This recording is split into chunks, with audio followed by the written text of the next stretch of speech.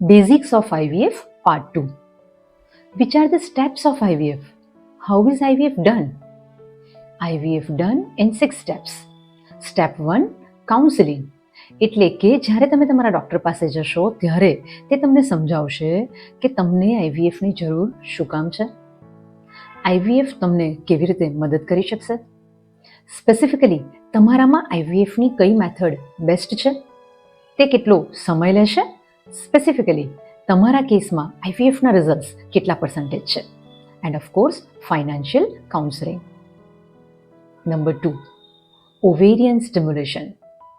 જ્યારે આઈવીએફની શરૂઆત કરીએ છીએ ત્યારે મધરને એટલે કે દર્દીને ઇન્જેક્શન્સ આપવામાં આવે છે, જેનાથી તેની ઓવરીમાં મલ્ટિપલ ઓવમ બનતા હોય છે.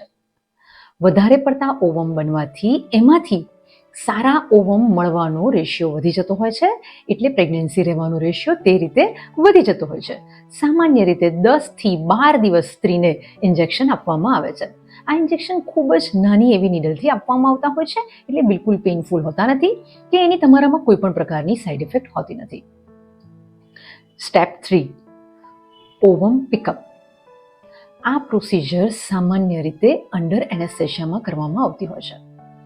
આ દિવસે દર્દીને હોસ્પિટલાઇઝ કરવામાં આવે છે.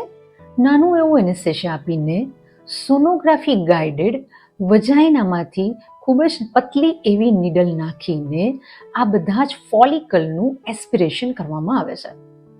આ એસ્પિરેટ કરેલું ફ્લુઇડ ઇમિડિયેટલી લેબોરેટરીમાં આપવામાં આવે છે. એટલે કે આ ઓપરેશન થિયેટર પણ લેબોરેટરીની સાથે નજીકમાં જ હોય તો જ તરત તમે લેબોરેટરીમાં આપી શકો છો. આ પ્રોસિજર બિલકુલ પેઇનફુલ નથી હોતી.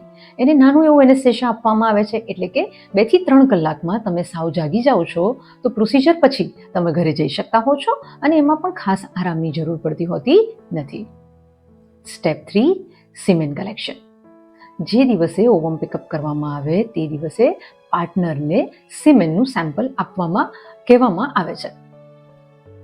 કોઈક વાર સ્પર્મ કાઉન્ટ ખૂબ જ ઓછો હોય તો પહેલેથી જ તેઓના મલ્ટિપલ સિમેનના સેમ્પલ વોશ કરીને ફ્રીઝ કરવામાં આવે છે અને તે સેમ્પલને થો કરીને સારા સ્પર્મ તેમાંથી પણ મેળવી શકાતા હોય છે.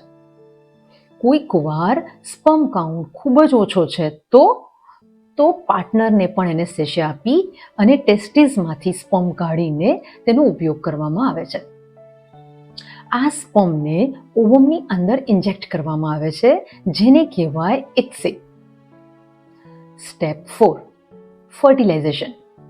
એક વખત સ્પર્મ ઓવમની અંદર ઇન્જેક્ટ કર્યા પછીથી એનું ફર્ટિલાઇઝેશનને મોનિટર કરવામાં આવે છે. સામાન્ય રીતે ડે 3, ડે 5ના આપણને ખબર પડી જાય કે તેમાંથી કેટલા સારા એમ્બ્રિયો બનેલા છે. સામાન્ય રીતે ડે 5 એમ્બ્રિયોઝ, જેને બ્લાસ્ટોસિસ્ટ કહેવાય છે, તે વધારે સારી ક્વોલિટીના કહેવાય અને સામાન્ય રીતે આ બ્લાસ્ટોસિસ્ટ બને છે તેને ફ્રીઝ કરવામાં આવતા હોય છે.